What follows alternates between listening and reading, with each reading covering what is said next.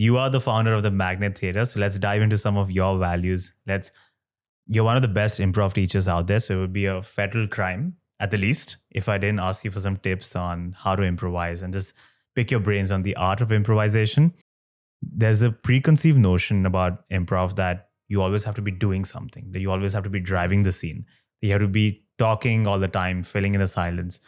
And you have often taught your students really embrace the silence and to take it slow, which feels counterintuitive at times and easier said than done, because when you're on stage and the spotlight's on you, you feel this need to like fill in those gaps with something to say. So I just want to expand on this a bit further. What is the importance of silence in a scene? And then what are the benefits of taking it slow in an improv scene? Yeah. Okay. So to begin with, like,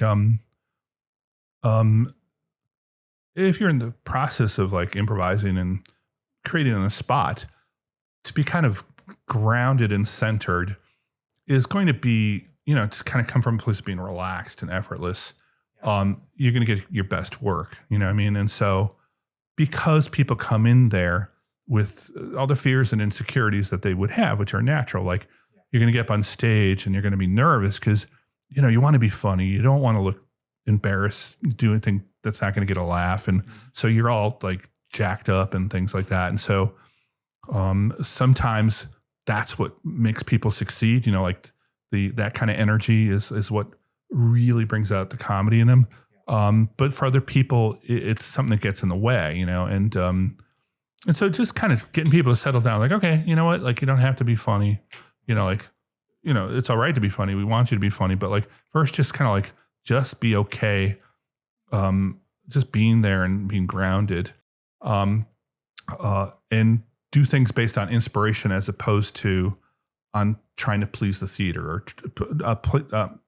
trying to please the teacher or trying to please the audience, Mick Napier taught one of the worst classes I ever had, but one that I lost. He taught one of the best worst classes, like, because I learned the most from it. But like, he came into the class and he started the class by pulling out like a big, thick wad of $1 bills. So he had a whole bunch of $1 bills, and he's like, "Hey, everybody, here's your chance to earn some money today."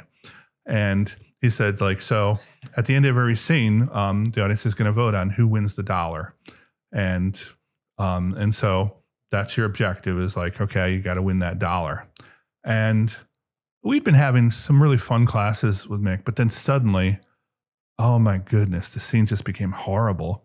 Yeah. People got into a panic because it was like, you wanted to win that dollar, And so instead of just trying to be honest and organic in your improv and come from a place of inspiration, people were starting to do hacky stuff. And it was only the students that kind of retained their composure.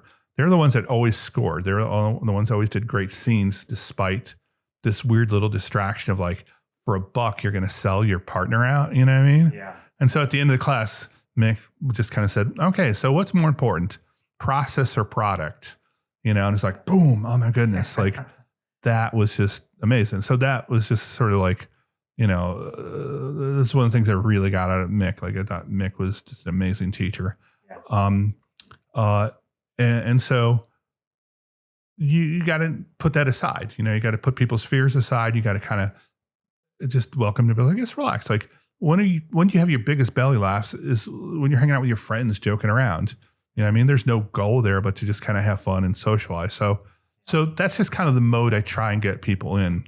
Now, when it comes to scene work and silence, silence is a chance to have epiphanies, that, you're speaking in a scene and there's a situation going on, and then you stop speaking for a little bit, and then you begin to internalize the moment. You start to take in and so at that point, people have realizations and they make discoveries by having silence. And also it's kind of a way in which, every scene's got its own kind of tension, and silence is a great way to kind of find that tension. Like, you ever been in a situation where like you're not talking to your roommate every time you see them? It's like, you're not saying anything, but like you're getting affected, And so it's one way to to make discoveries in the scene, you know, and to have kind of a deeperness, you know, that you're going deeper because you're not exploring things on a superficial level. Dell used to call that the third thought, that in a scene, you know, you're responding to somebody's initiation and you could kind of say the first thing that comes to mind. And that might not be the most inspired because it's like superficial, but then you got the second thought and then finally the third thought when you really internalize it. So for some people, it could be a way in which it really works. For other people, their first thought's the best thought. Their third thought's way over processed, over analyzed, you know. So one thing I know about improv is it's not one size fits all, one style fits all, you know, that slow and patient is going to be very fruitful for some people. Fast and attack is going to be great for other people, you know. And so you have to have a realization of like what works best for you, and you know, it's all valid if it works.